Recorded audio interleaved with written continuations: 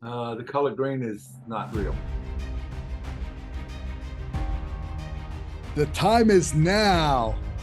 Welcome to the Time is Now podcast with Dr. Slava Shut.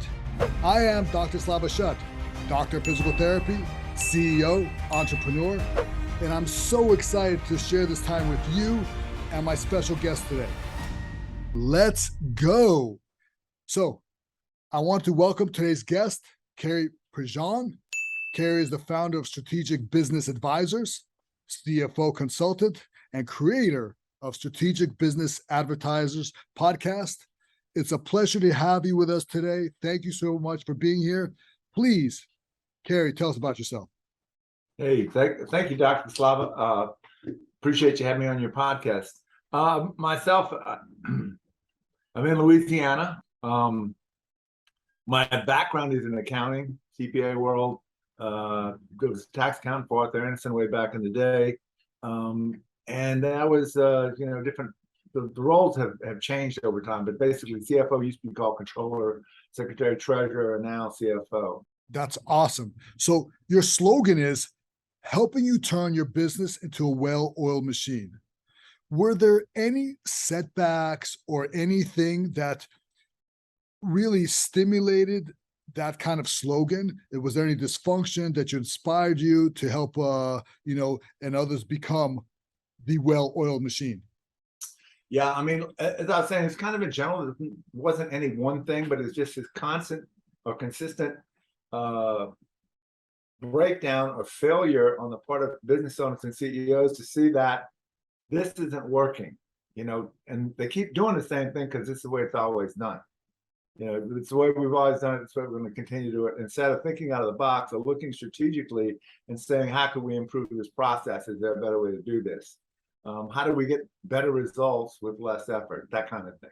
So the other thing I noticed about the dysfunction was that, and again, I'm going to kind of fall back onto my ontological coaching, is that when you build an organization, right, most business owners start out because they're good at something. They're good at sales, they're good at manufacturing, they're good at engineering, they're good at wholesaling, whatever. They know how to make money.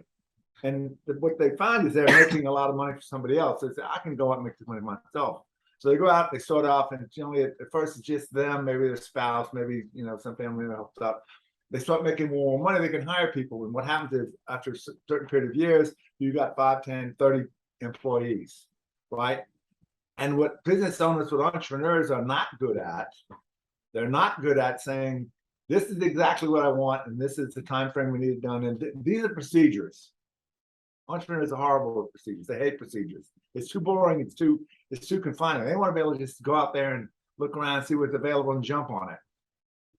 So without a clear set of procedures, everybody understanding exactly what's supposed to be done, how it's supposed to be done, who's supposed to do it, and when, you wind up with an organization that's functional because I come in and I have my way of thinking about how this job done. You come in, you have your way of thinking how it's done, and we both have a lot of what happens is you have unspoken expectations, killer of almost all, in fact, killer of most relationships, unspoken expectations. I expect this to look this way, and they're not doing it because they don't see the world the way you do, right? So one of the ways to eliminate dysfunction is to bring the employees together and have them come up with a procedure or a set of procedures that will solve the problem. Here's what normally happens. The boss calls the meeting, everybody's in the room.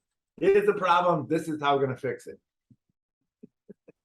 So what happens? The boss really doesn't do the stuff day to day, right? The owner doesn't get in there and work the machinery or file the paperwork or do whatever. They're out there. The main job a business owner is supposed to be is number one, visionary, looking out there at the horizon. What's coming? What are the opportunities? What are the risks? What do I need to navigate around? What do I need to mitigate? What do I need to seize on? And being the number one revenue generator, and develop and let there be an organization that runs itself without you. If you can't take a 4-month vacation from your business and have the business continue to run well, your business is probably addicted to you being around. Because what happens is business owners wind up micromanaging everything, managing minutiae, spend all their time doing that with their fingers in all these pies everywhere, trying to rescue everybody. And there's some what of an ego payoff to it, like that. I get to rescue all this stuff. At the same time, you become an enslaved, glorified W-2 employee. You can never take time off. You're working 80, 100 hours a week. You know, what's the fun in that? You're self-employed, basically. We talk about this all the time.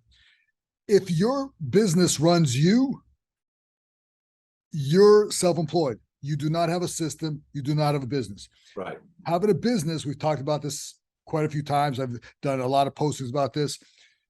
A business has systems, and you could step away and the business runs and you make money. Right. Self-employed means the business runs you and you're a slave to your own business, to your own clock. Right. And that's it. You're trading sweat equity for yourself. And that's not a business. Time for dollars. That's what you do. Right. People fall in that trap. Do you think older businesses find that progress is somewhat troublesome in this new fast-paced environment? Well, I think it depends on the mindset of the owner, the people who run the business. If you have owners who are like embrace changes in technology and they embrace not necessarily being the first on the kid on the block, they have all the newest greatest stuff, but they're willing to embrace technology once it becomes viable and ubiquitous, what have you, to embrace rather than like, oh, we don't need to do that. They still have some businesses. I've run into several like, why do we need a computer for the accounting system? That computer's not going to make us any money. It's just unbelievable sometimes. But yeah, you have that mindset of, I don't want to change. I want to keep doing what I've always been doing. I don't want to have to adapt to the world. I want to just keep doing, because even though the world has moved on, I want to keep doing what I'm doing because I don't have to learn anything else. If that mindset killed the key punch industry. Right. One time, key punch machines, key punch operators, you had a career. All that got changed. So if you're a business that's been around a while and you're set in your ways and you don't want to adapt to what's coming at you, again, the only constant is change. You're gonna get run over. Correct. You're going to get run over. You're gonna get left behind. You're gonna become antiquated. You're gonna become obsolete. Period. Especially now, the pace of change. What's interesting is there is a change. What I found that's interesting now in business, some of the businesses that have gone towards so much automation, though, and so much to the other end that don't have the people skills, I'm finding that some things are reverting back and people are actually requesting, and they want that physical interaction with another person, another human being. And the customer service and some of the sales and some of the industries that are so automated have now come back to success with old school human communication. What do you think about that? Yeah, no, I agree. I think if you go too far, too far into technology, too far to like taking the human element out, I hate calling in and you got to go through 5 minutes of a menu on a phone bank to try and get to the right person. And they keep, and they keep trying, the thing keeps trying to run you back through the system, through the machine, see if you can do the AI answers, whatever. And I always go agent until somebody comes on the phone. I just don't want to do that. But yeah, you're right. You lose that the human connection, and so people are going to be less satisfied. They're not going to want to fool with you if they don't have to. They'll try and find alternative ways that they can actually talk to a human being or interact with you, even on a chat. Today I was dealing with a vendor, and I don't have to talk to someone on the phone if you get a real person on the chat, and they did. And we had 2 minutes later, it was fixed. I'm fine. So annoying. Have you ever lately, between both of our names, have the automation, like when you speak your name and say something and they repeat it back completely wrong and they take you to a completely different place? My name gets butchered all the time. I'm sure you have the same problem. Those automations are like crazy sometimes. Bring back the human, although some of the humans really screw that up more than the automations. But that's another story for another day. Right. So you describe yourself as an ontological coach. Yes. Can you please tell the audience what makes you different than the regular coach? Ontological coaching comes from a discipline called the ontology of language or ontological design, which was, I guess, formulated, invented by a gentleman named Fernando Flores from Chile. Brilliant guy. And I was fortunate enough to be in a course with him one time. But what he saw, what he claims is in this ontology. Well, let me back up. Ontology, what is that? It comes from two words. The Greek word ontos, which means to be, and ology, the study of. So it's a study of being in language, the ontology of language. And his claim is that we're not just biological beings. You know, we're Homo sapiens as biological beings, but what makes us human is that we're also linguistic beings. In other words, we don't just have language. We can't put language down.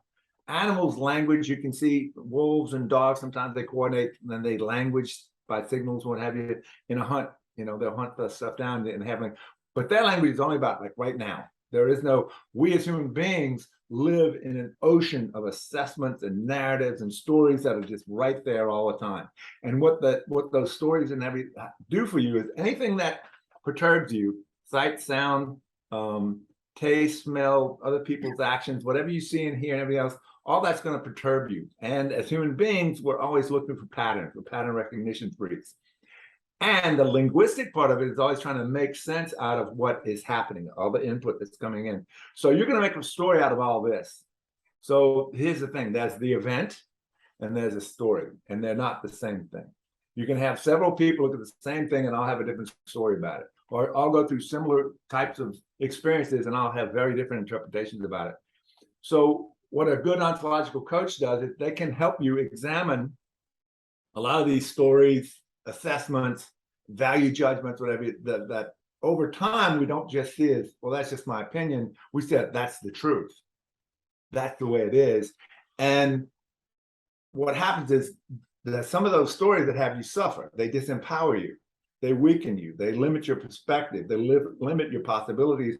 So a good ontological coach can ask you the right questions to help you examine those beliefs, those opinions, those everything else that don't serve you anymore, and help you reinterpret them to where they actually empower you. Or at least they don't hurt you anymore. So, and there's some other claims is that language is generative. In other words, most people see language as just descriptive, like, you know, black microphone, right? But language actually generates your reality that I was just describing. It generates your reality. It also regenerates the future. Animals don't have futures. They have just now. They have a almost direct biological experience. All we have is interpretive ones. It's just stories. So today's interview happened in the past between me and your staff communicating via in language. Right. Happened, you know, via email. So all of your future, if you don't like where you're at now, you need to learn how to make different requests, offers, promises about your future that will produce different results. Because if you keep doing what you've been doing, you're going to keep getting what you've been getting. You know, that's what people say. You know what they say about doing the same thing over and over and expecting different results. Hey, definition of insanity. Exactly. And people do that. People get stuck in their ruts. They get stuck in their pattern, and that's why people live in a certain emotional state that are comfort. Even though that comfort does not serve them, they stay in that pattern because it's comfortable, it's learned, just we talked about an animal. So animals are instinct. They don't have major free choice. They work on instinct. Human beings have logic, intellect, and they have subconscious emotional levels. So, you know, what you're saying, you're dropping science on me. That's awesome. I love it, because those are neurological pathways, and you could create new neurological pathways. Right. And experience the same experience with a new way of seeing things in a different way. And that's built and patterned. So that's called patterning. As a financial coach and as a doctor, you know, you said something that's amazing. Asking the right question. When you ask the right question, I get to the root of problems, medically, financially, whatever, spiritually, when I talk to people about, you know, thank God, and about all the beauty of, you know, spirituality and, you know, what people call the universe and higher being. It's amazing. Asking the right question leads you to the right answers, especially us coaches. If we want to solve problems, we have to ask the right questions. Exactly. Amazing. So, yeah, because what I'm real clear with the clients that I deal with, they have the answers. I don't have the answers. So I'm not there to give you answers. I'm there to ask you the right questions so that you can find the answers that are in you. Is there somebody out there or a group of people or somebody that you would love to give advice to and ask the right questions? Well, the people that I typically work with are small and medium-sized business owners. And the question that I've used with my clients is always, and it's always about, what's happening now as well as where you head in the future. Are you satisfied? And I don't mean like, it's all right, but I mean, are you satisfied with your business? What are you satisfied with? What are you unsatisfied with? And it all goes back to about, 35 years ago. My mentor, one of my early mentors, he said, "You want another stage to life?" I said, "Absolutely." He goes, "Get exactly what you want. Be ultimately satisfied." I said, "Man, that's great." He goes, "You know how to get that?" I was like, best thing I come up with is ask for what you want. He goes, "Yeah, but how are you going to ask what you want if you don't know what you want?" You need to take the time, and it doesn't happen overnight. You need to take the time to find out exactly what you do want. And that's a process. It takes time. And it also requires that you run into a lot of things you find out you thought you might want that you really don't like. If you think of relationships, for me, I found out early on, personality types, crazy, I don't want anything to do with. The high drama, high maintenance, crazy stuff. Nope, not for me, not my taste, not my style. So in the process of being satisfied with your business, you're going to have to maybe try different kinds of products, different kinds of marketing. What kind of people do you want working for you? I mean, you can say, okay, I'm okay with having a business that nothing but mercenaries going to show up here. They're in it for the money. They're going to come in and do the job, get paid. That's it. Or I can maybe want to hire the kind of people that I want to come in here that are going to be committed to something bigger themselves, that are looking for an opportunity to follow somebody with a vision. And that they're going to be willing to step up without being asked to make the extra moves, take the extra effort, think outside the box in the company's interest, because they get some sense of, I share their interests, we care for each other. So there's a whole lot of things to think about in terms of what is it going to take to satisfy you, in a lot of detail, not only about your business now, but about where it's headed. Because if you don't strategically plan for where your business is going to be 5, 10, 20 years from now, who knows where it's going to end up? Because, and all business owners, I say all, most business owners talk about, I want to strategically plan for the future. I want to manage by the numbers. I want to be able to manage things by 20,000 foot perspective, and they never do. Why not?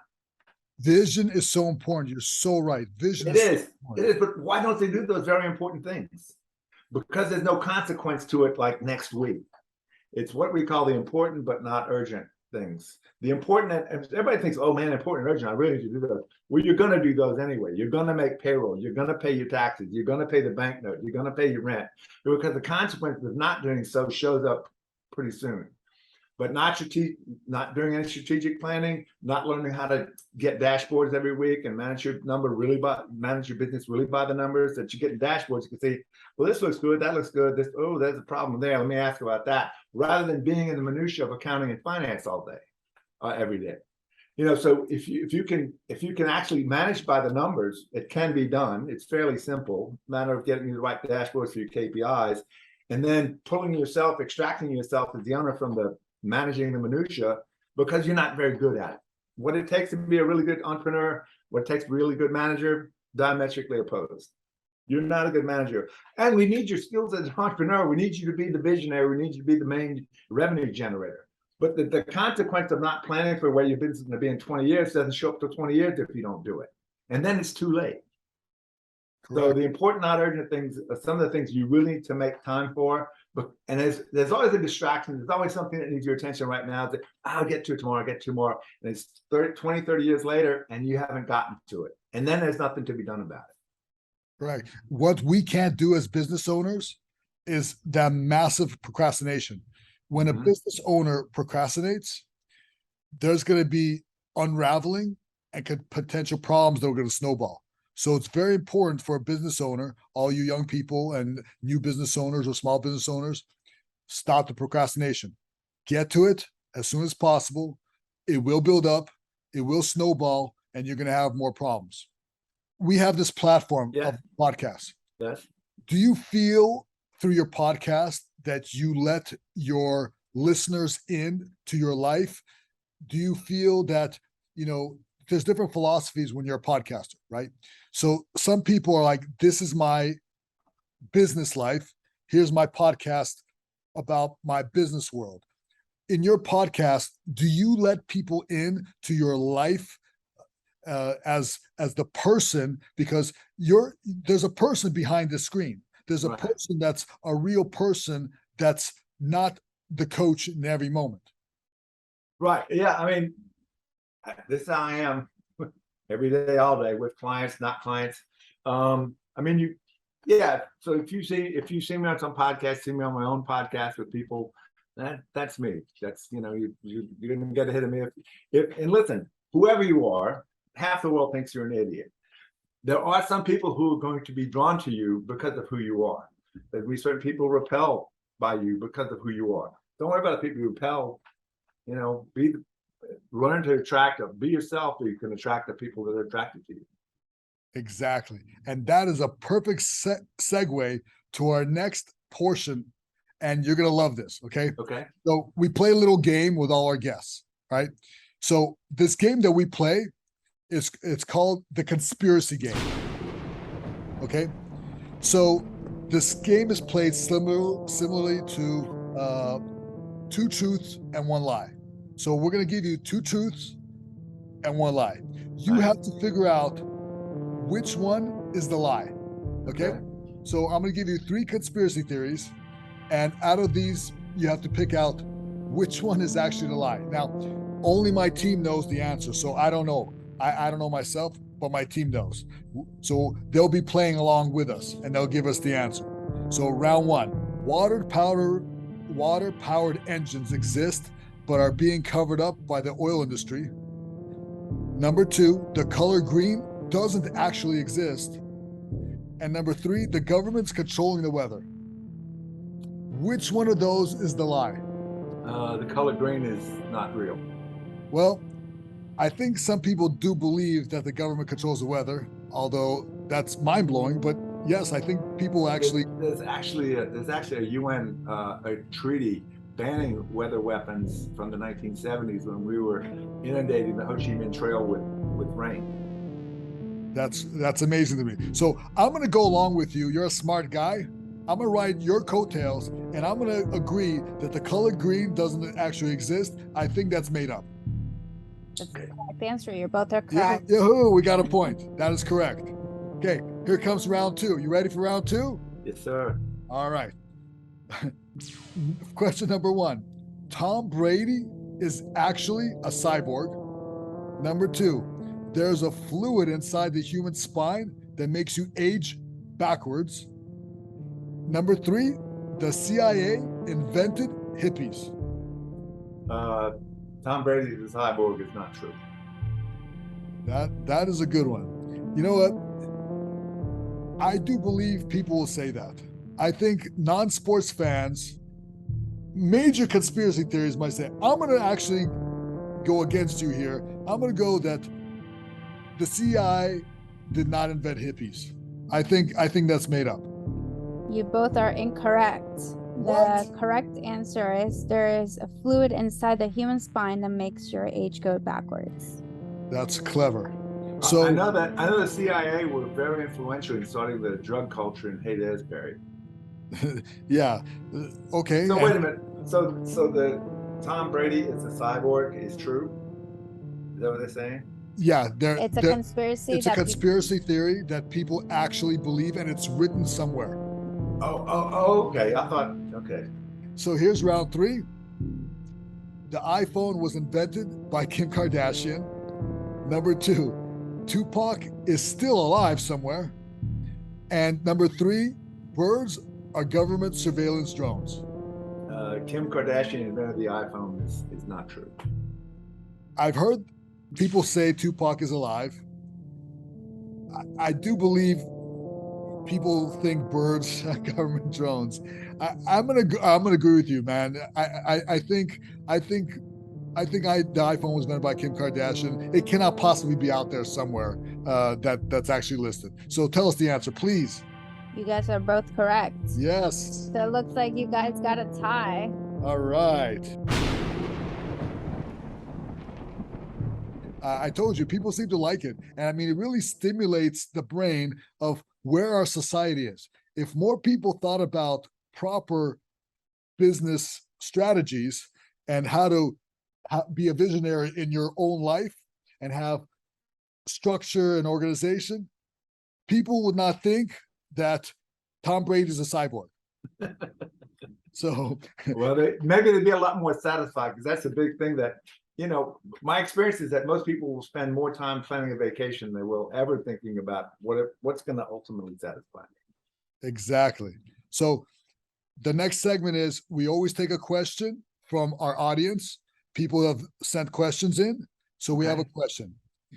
Dear Dr. Slava, I want to start a pet grooming business, but it's such a competitive market. How do I slay the competition? Okay, so I've answered questions like this before, and you're welcome to answer also. My take is this: there is no competition. You're only in competition with yourself. If you love pets and you're passionate about pets and you want to have a business that grooms pets, then you should be the best at it that you can be. You have to set up, again, the culture, all the beginning stages of it. You have to have a vision where you want to be in the future. You have to know your identity. I say this all the time. If you don't know what your identity is, that's one of the first things that I work on when I work with my clients is you have to make a decision and you have to find out who you are. When you find out who you are, where do you want to go? What is your why? The next step is structure, organization, and creating all the foundational things for your business. There is no competition except you. The only failure is if you don't try. So I believe it's Adam. Adam, you open up your pet grooming business. You do a great job and you do it better than anybody else. Be passionate, be open, go for it. Do it, my friend. What do you think, my friend? Yeah, I agree with all of that. And my experience has been that you can shorten your learning curve, because there's a lot to learn about just opening any business. And especially in terms of a pet grooming business, all kinds of stuff out there. A lot of mistakes you can make that you can maybe avoid by talking to someone or becoming friends with someone who has a successful pet grooming business, maybe even working in a few of them to begin with, to get some ideas of what works, what doesn't work. Find out what you like, what you don't like, what's missing. It'll give you a good foundation to start with, rather than just going out there and maybe making some blunders that you can't recover from. Thank you, Carrie, so much for letting us get to know you a little bit. Can you let everybody watch it know where we can find you? And, God bless you and may business fly your way. So tell us how we can find you. Several ways. My website, strategicbusinessadvisors.org. You can find me on LinkedIn, Carrie Prejean, C-A-R-Y, then Prejean. You can email me, Carrie@cfoconsulting.co.com. Really easy. Incredible. Do you have any last words for the audience, for us?